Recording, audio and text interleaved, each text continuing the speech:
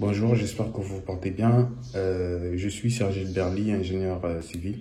Donc aujourd'hui, je voulais partager avec vous ce thème, c'est-à-dire comment surélever un bâtiment ou comment ajouter un étage sur un bâtiment existant. Donc, quelques années après avoir construit votre bâtiment, vous vous rendez compte que celui-ci ne vous suffit plus en fait. Peut-être que votre famille a grandi ou encore vous voulez ajouter des loyers, voilà, pour générer peut-être des revenus supplémentaires. Donc, qu'est-ce que vous faites? Pour ceux qui ont des grands terrains, des terrains qui ont encore de l'espace, ils peuvent ajouter un bâtiment annexe et c'est bon, ça passe, il n'y a pas de problème. Maintenant, pour ceux qui n'ont plus d'espace sur la surface, qu'est-ce qu'ils font? Ils sont obligés d'aller en hauteur.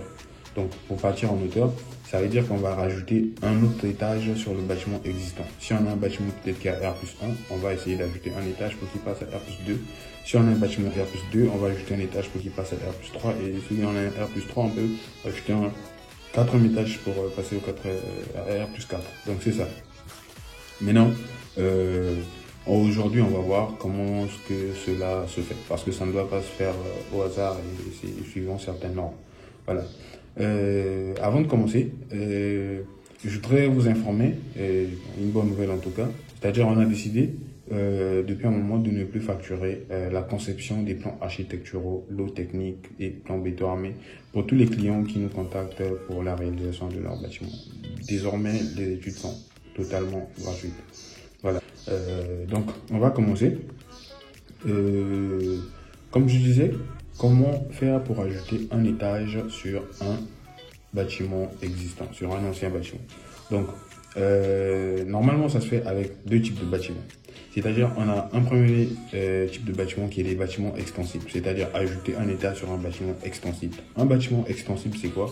C'est un bâtiment qui est peut-être étudié sur 4 étages, un bâtiment qui est étudié sur 4 étages et qui n'est réalisé qu'avec 2 étages.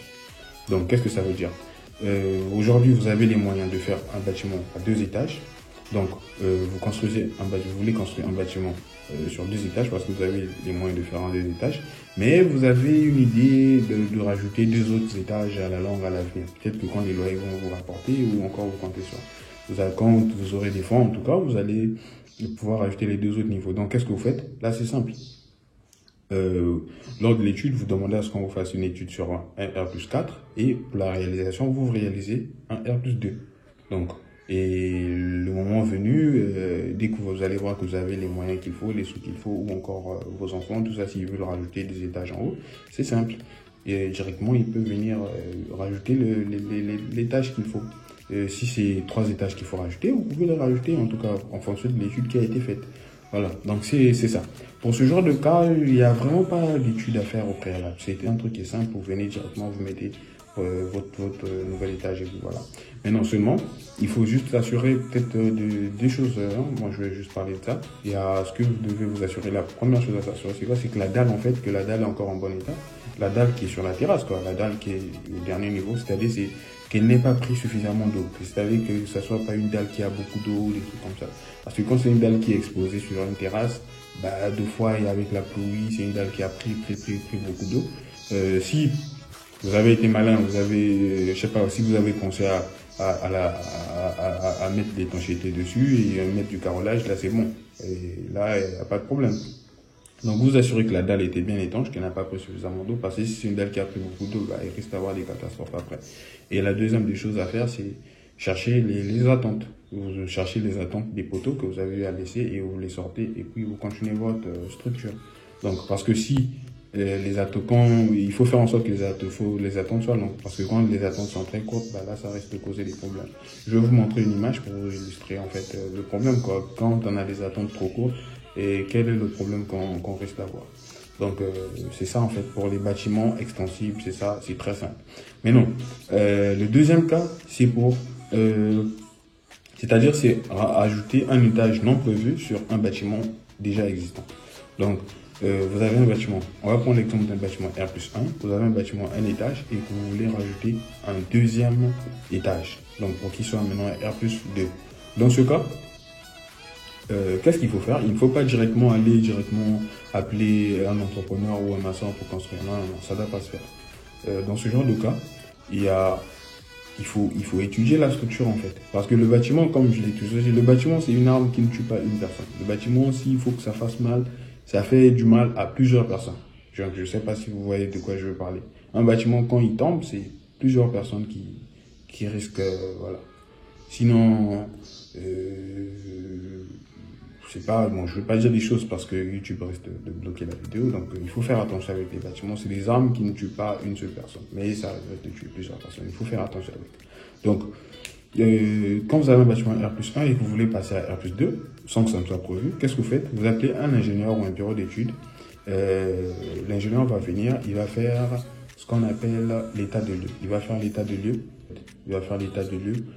L'état de lieu lui permettra de savoir comment est-ce que le bâtiment existant a été réalisé, où sont les éléments porteurs, quelles sont leurs sections, voilà, quels sont les diamètres qui ont été utilisés pour les armatures et ainsi de suite. Donc, une fois qu'il fait l'état de lieu, il va ensuite faire les plans d'état de lieu.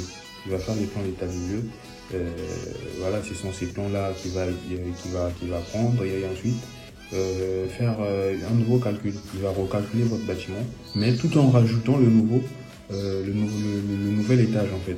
Donc il rajoute le nouvel étage. Après avoir fait le calcul, il va sortir les plans béton armé, les plans de coffrage, et les plans de ferraillage.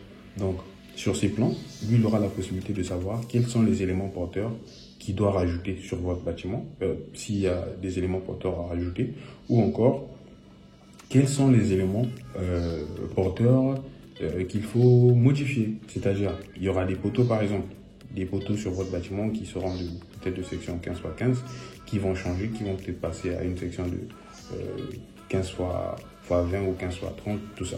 Donc, pareil pour les fondations aussi. Donc, c'est ça. Et ça s'appelle la reprise de sous-œuvre. C'est-à-dire, la reprise de sous-œuvre, c'est une opération qui consiste à modifier en fait les éléments porteurs d'un bâtiment existant. Donc, en vue soit de le rénover, de rénover ce bâtiment, ou encore en vue de rajouter un nouvel étage. Donc, c'est ça. Ça s'appelle la reprise de sous-œuvre. Lors de la reprise de sous-œuvre, c'est-à-dire avant de faire la reprise de sous-œuvre, il va recalculer le bâtiment, comme je l'ai dit, considérant qu'il y a un nouvel étage. Et ensuite, il va vérifier qu'est-ce qui a augmenté, est-ce qu'il y a des poteaux qui ont augmenté. Dès qu'il voit que la section d'un poteau a augmenté, il augmente celui-ci. On est obligé de faire le chemisage. Si c'est une semelle qui a augmenté, il va montrer comment modifier la semelle, comment l'augmenter.